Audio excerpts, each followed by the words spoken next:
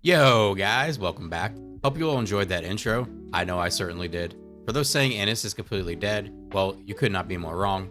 Now, the build I was using and will be showing first is different from the build many were using on her previously, but I will also show the Time of Hunting Hounds build, which with literally one mod change from the pre-nerf is still one of the strongest mob clearing builds in the game. As always, you can find me live on Twitch every day. We put this build together there and have been using it for a few days. Check. Twitch is also a great place to come and ask me just about anything and always be in the know for when I'm making changes to builds. Link could be found in the description. With that out of the way, let's get into it. So first, let's get into the build, which was showcased in the gameplay from the start of the video. And not much has changed here. We are no longer using Time of the Hunting Hounds. We are now using no red mod. So Time of the Hunting Hounds was changing all your abilities into tech, and now it is not. So your 1 and your 3 are going to be singular, but on top of that, your 1 and 3 are also going to deal more damage than they would with Time of the Hunting Hounds.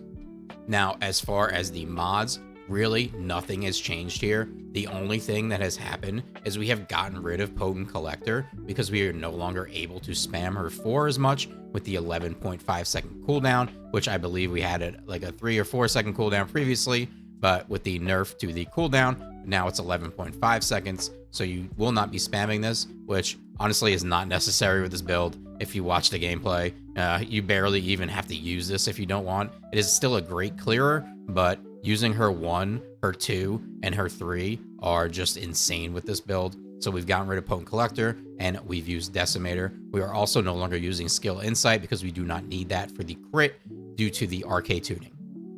And like I said, for your Reactor, you are not going to be using Electric Tech anymore. We're going to be switching to Electric Singular.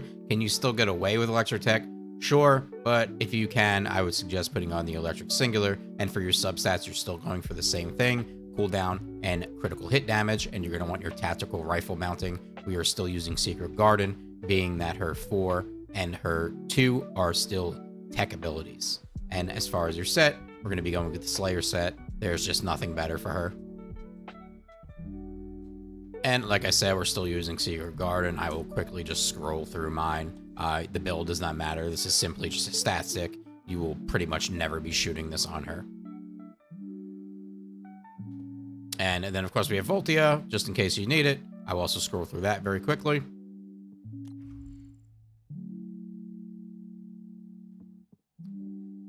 And now we'll do her Inversion Reinforcement. I have gone with Arche Circulation Tactic for a little bit of cooldown every once in a while, even though it does have a very long cooldown as it is. But really, there's not just too many other things worth picking here. I do like Biodensity Augmentation for the added HP. This way we don't get ourselves clapped to the ground. And then Adrenaline Rush for the added movement speed, since we are not able to spam our 4 as much as we were used to. And going into the Arche tuning, really nothing has changed here. We're coming over here, grabbing the skill power, and then we're going straight up to the top, getting the cooldown, getting our crit damage, and then our critical hit chance. And just to show what our critical hit chance is, it is at 95.1%. And like I said, I will show the build with Time of the Hunting Hounds like we used to run it. And we are putting Time of the Hunting Hounds in as our red mod. And now this is bringing all of our skills back to being tech like they were. The only other things we are changing here is instead of focus on singular, we are now back to focus on tech. And instead of running Potent Collector like we used to, but we do not need to anymore because of the long cooldown on her 4, we are using Decimator in place of that. As far as our Reactor, we are going back to using an Electric Tech Reactor because now all 4 of her skills are tech, and you still want cooldown with critical hit damage, and you're still going to run the Slayer set. As far as your Inversion Reinforcement, I do run the same exact thing as I was running on the no red mod build. And for the Arche tuning, I am also running the same exact Arche tuning. And that covers everything for the updated Ines builds. I'm not sure what the big stink from some about the nerfs is. She's still the best trash mobber in the game, and that is exactly what she has always been. There is a phrase that I seeing a lot being thrown around, and it's nerfs in a PvE game? What? Well, I don't know what PvE games a lot of people have been playing, but you can go from Elden Ring to Destiny to Path of Exile to Diablo 4 to basically any game that has build crafting and is trying to create challenging endgame content, and there will always be adjustments in the game. I didn't mention any, but if you ever played an MMO in your life, which I imagine many have, it's always nerfs and you move on to the next OP character, and that is video gaming. Any questions or suggestions about the builds, let me know in the comments. Like and subscribe is appreciated. Thanks, guys. Peace. This is Hound Action, reporting extreme concentrations of void energy within the operation zone. All units, please proceed at your own discretion, but do not exceed your limits.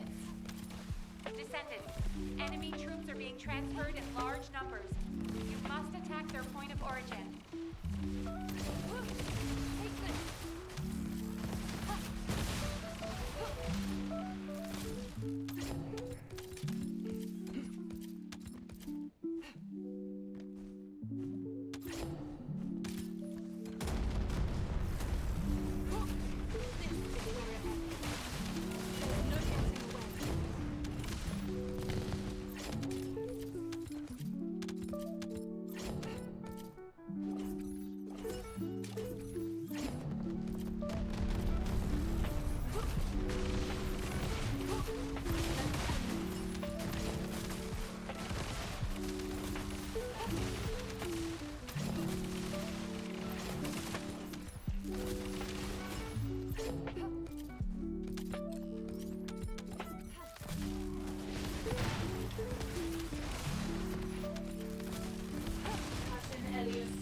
Deploying Arche.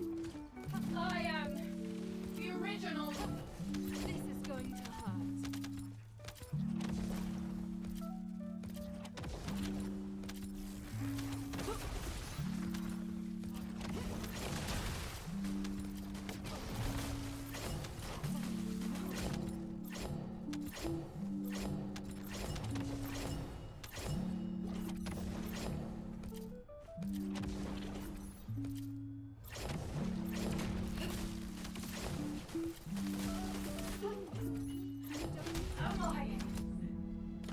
Mission complete. Transport inbound.